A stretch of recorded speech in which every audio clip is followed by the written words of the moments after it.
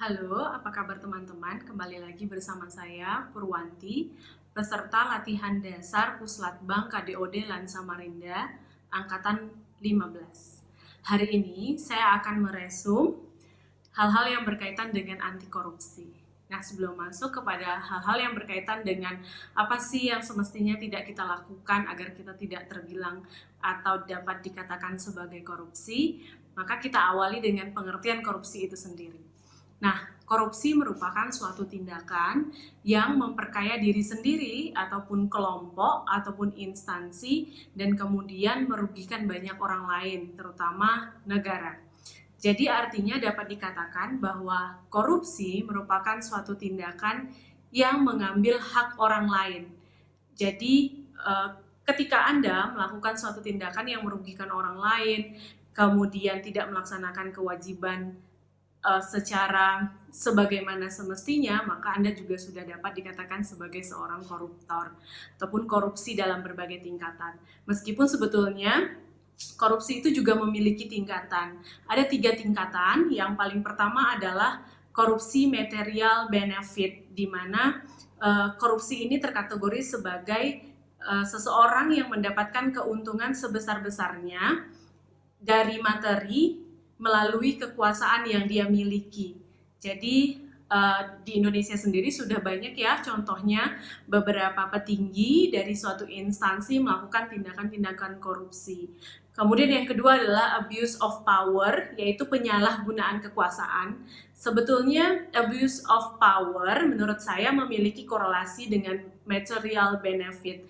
Kenapa? Karena di dalam abuse of power yang menjadi highlight-nya adalah, konsentrasi utamanya adalah di mana seseorang menyalahgunakan kekuasaannya untuk melakukan tindakan-tindakan di luar hal yang sebagaimana mestinya. Jadi bisa dikatakan material benefit merupakan puncak dari terusan tindakan abuse of power. Kemudian ada betrayal of trust. Betrayal of trust adalah tindakan dasar di mana seseorang melakukan sebuah korupsi, maka tentu adanya niatan dan dapat diwujudkan dalam bentuk pengkhianatan kepercayaan.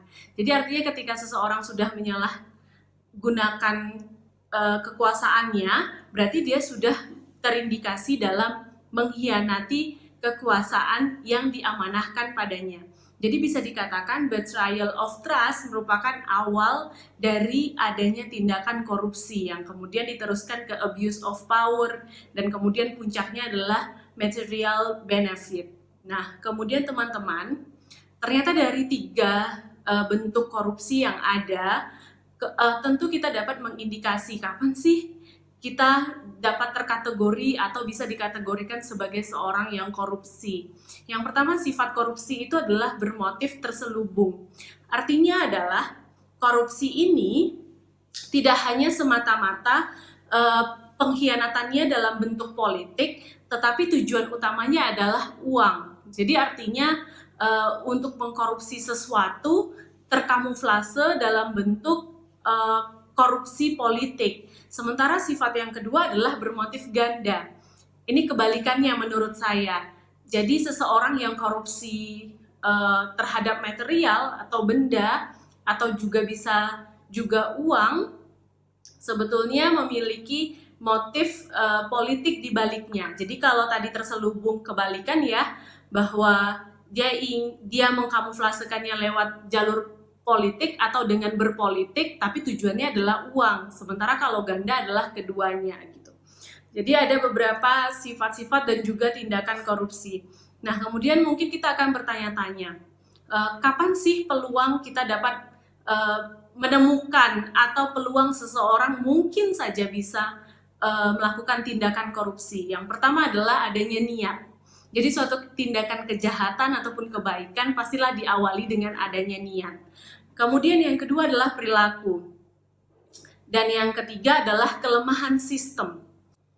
Nah, ada apa sih dengan kelemahan sistem? Kenapa dengan kelemahan sistem mungkin saja peluang korupsi itu terjadi? Yang pertama adalah aturan yang tidak jelas, kemudian adanya tindakan-tindakan yang menyalahgunakan dana dari suatu instansi ataupun juga kelompok, sehingga sistem yang tidak jelas membuat calon para koruptor memiliki peluang yang cukup besar untuk melakukan atau melancarkan tindakan-tindakannya, sebab tidak ada sistem, tidak ada evaluasi, tidak ada kontrol dan lain sebagainya, sehingga ya mereka-mereka yang memiliki kuasa atau kekuasaan lebih leluasa dalam menjalankan niatannya. Kemudian yang keempat adalah kesempatan. Jadi meskipun sudah ada niat, kemudian adanya perilaku dan juga kelemahan sistem, tetapi jika tidak memiliki kesempatan, maka korupsi juga tidak akan mungkin terjadi. Jadi yang perlu diwaspadai apa yang bisa kita lakukan agar diri sendiri, orang lain, rekan kerja, ataupun oknum-oknum aparatur sipil negara lainnya tidak melakukan korupsi. Yang pertama adalah dengan adanya niat. Jadi ketika Anda berkomitmen atau sepakat dengan niatan yang Anda miliki agar Anda tidak melakukan tindakan-tindakan korupsi, maka itu sudah jadi salah satu jalan Anda tidak didekatkan dengan korupsi itu. Yang kedua adalah semangat. Semangat dalam artian Anda mengikrarkannya secara lisan, sehingga itu merupakan wujud dari janji secara lisan untuk tidak melakukan korupsi. Kemudian yang ketiga, selain dari niat, semangat adalah komitmen. Sebetulnya tadi di awal saya sampaikan adanya niatan untuk tidak melakukan korupsi. Nah, jika diikat dengan komitmen, maka tindakan korupsi jauh dari lingkungan Anda, jauh dari diri Anda, atau jauh dari rekan-rekan institusi Anda.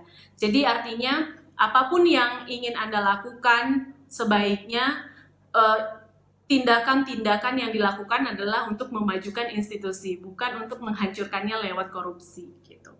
Baik, sekian saya cukupkan sampai di sini. Sampai bertemu kembali. Wassalamualaikum warahmatullahi wabarakatuh.